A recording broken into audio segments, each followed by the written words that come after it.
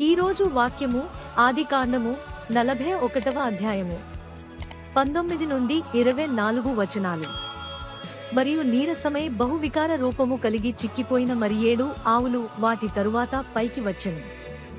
వీటి అంత వికారమైనవి ఐగుప్తు దేశమందు ఎక్కడనూ నాకు కనబడలేదు.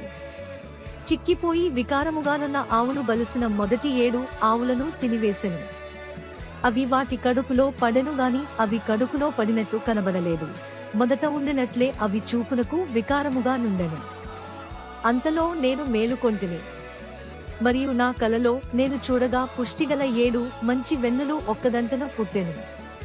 మరియు తూర్పు గాలి చేత చెడిపోయి ఎండిన 7 పీల వెన్నులు వాటి తరువాత మొలిచెను.